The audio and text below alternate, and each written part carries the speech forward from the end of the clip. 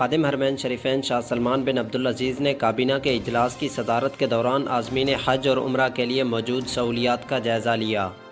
سعودی فرمان روا نے جدہ کے السلام محل میں ہونے والے اجلاس میں سعودی عرب کے حصے میں مسجد حرام اور مسجد نبوی کے مہمانوں کی میزبانی کو اللہ تعالیٰ کی نعمت شمار کرتے ہوئے بتایا کہ مملکت کے قیام سے اب تک عازمین حج و عمرہ کی خدمت اولین ترجیح رہی ہے اور آئندہ بھی رہے گی۔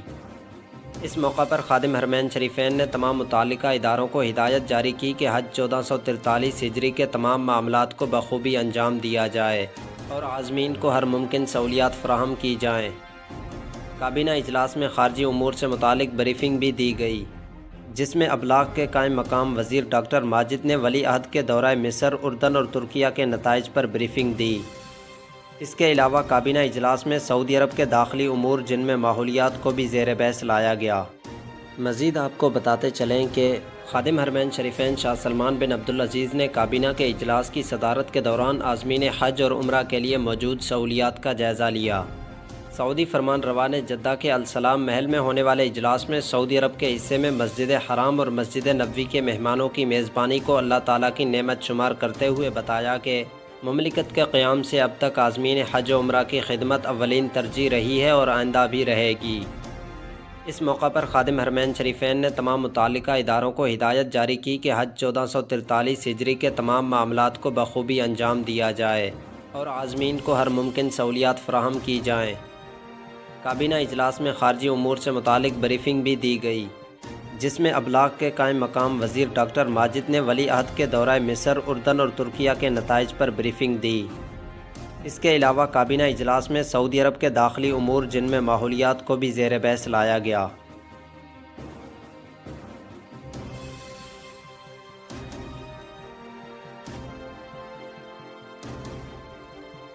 روس نے امریکی صدر جو بائیڈن کی اہلیہ اور ان کی بیٹی پر ملک میں داخلے پر پابندی عائد کر دی ہے۔ ان کے ساتھ ساتھ 23 دیگر امریکیوں پر بھی روس نے یہی پابندی عائد کی ہے۔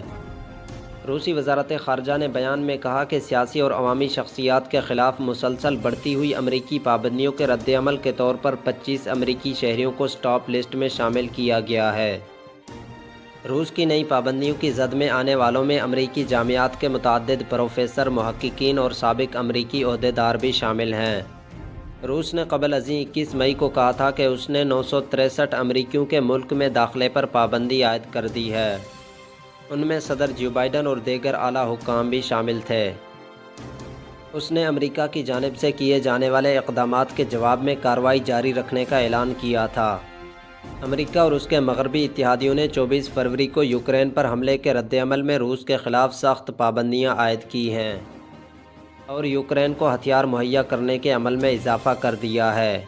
روس اس کے جواب میں امریکہ اور اس کے اتحادی ممالک پر مختلف پابندیاں عائد کر رہا ہے۔ مزید آپ کو بتاتے چلیں کہ روس نے امریکی صدر جو بائیڈن کی اہلیہ اور ان کی بیٹی پر ملک میں داخلے پر پابندی عائد کر دی ہے۔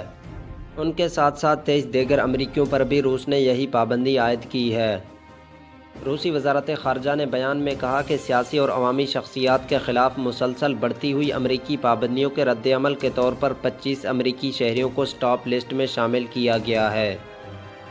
روس کی نئی پابندیوں کی زد میں آنے والوں میں امریکی جامعات کے متعدد پروفیسر، محققین اور سابق امریکی عہدیدار بھی شامل ہیں۔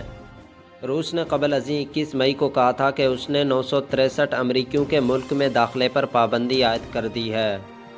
ان میں صدر جو بائیڈن اور دیگر اعلیٰ حکام بھی شامل تھے۔ اس نے امریکہ کی جانب سے کیے جانے والے اقدامات کے جواب میں کارروائی جاری رکھنے کا اعلان کیا تھا۔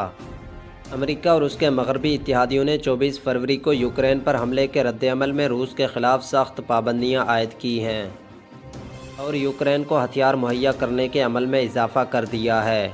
روس اس کے جواب میں امریکہ اور اس کے اتحادی ممالک پر مختلف پابندیاں عائد کر رہا ہے۔